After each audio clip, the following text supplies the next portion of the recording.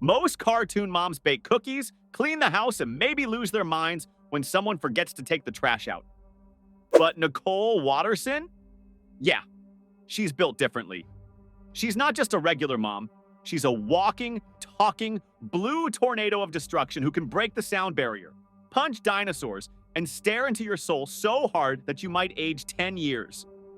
Today, we're going to break down all of Nicole's different forms and power levels, from her regular mom mode all the way up to her anime final boss transformation. You'll see how every time she powers up, she becomes even more unstoppable. Even when Nicole isn't trying to show off, she's already scary strong. At just 1% of her power, she already has super strength. In the episode The Fight, Nicole walks into a warehouse and faces Mr. Rex, a literal dinosaur man the size of a building. And what does she do? She absolutely wrecks him. She doesn't hesitate, doesn't flinch, just walks in and beats him senseless like it's just another Tuesday. You'd think a giant T-Rex would win a fight, but nope, not against Nicole. Also in the choices, we see that in one possible future, if she stayed single and focused only on her career, she would have literally taken over the world as a half-robot leader. That's what Nicole is capable of with just a small bit of effort. She's not just strong in her fists, she's strong in her mind, and that's what makes her so dangerous. Now, things start to get really wild. At just 5% power, Nicole's strength and speed go way beyond normal. In the Fury, when she gets stuck in traffic and her kids are late for school, she doesn't just honk the horn, she gets out of the car and starts flipping cars like pancakes. And then, and this is real, she runs so fast, she breaks the sound barrier, like literally outruns sound. That's faster than a fighter jet. Darwin and Gumball are talking, but their words get left behind because Nicole zooms past so fast. What? We're traveling faster than the speed of sound? She's not just running, she's demolishing traffic, ignoring physics, and proving she could win the Olympics by walking into the stadium. Speed and strength are cool, but Nicole has something even more dangerous: insane control. In the choices, she shows 7% of her power. While running full speed through a crowd, Nicole jumps off of a butterfly. Yes, a real butterfly. She doesn't crush it. She doesn't even disturb it. It just flutters away like, "Thanks, Queen." That's not just speed. That's mastery of every muscle in her body. She can knock over a wall or land on a bug and do both perfectly. Nicole also keeps her balance while running on slippery floors, jumping across rooftops, and dodging obstacles like she's in a video game.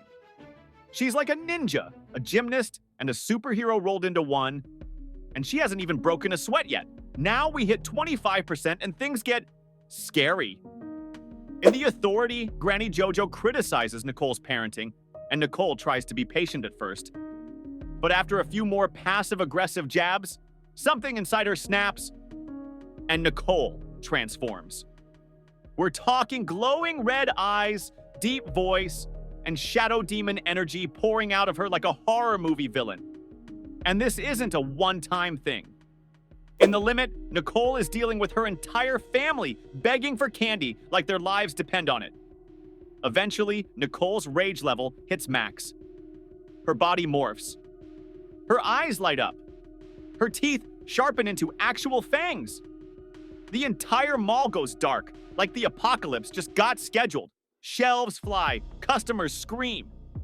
And when the security guard tases her, she eats the voltage, stares into his soul, and he literally ages decades in fear. At 25%, Nicole doesn't just lose her temper, she becomes a walking supernatural event. All right, we've seen Demon Nicole and Mall Rampage Nicole, but at 35% power, things get weird. Nicole doesn't fight monsters. She fights something worse: judgmental house guests. In The Egg, the day starts off with Nicole inspecting her family like a drill sergeant. They've got important guests coming over, the Parhams, and the Wattersons are acting like it's pajama day at clown school. The family scrambles to get dressed properly, while Nicole lectures them about manners, respect, and making good impressions. Why all the stress? because Felicity Parham, a snobby Elmore elite, is coming over with her son Billy. Nicole met her at the supermarket, and Felicity's rude attitude lit a fire under Nicole. This lunch isn't just a meal, it's a battle for social status. Of course, the meet and greet goes horribly. Felicity is disgusted by the Wattersons' weirdness, and when she finally snaps and calls Nicole and her whole family failures, Nicole literally snaps back and chews her out like a feral beast. Her voice drops, her face transforms. Her rage becomes unstoppable.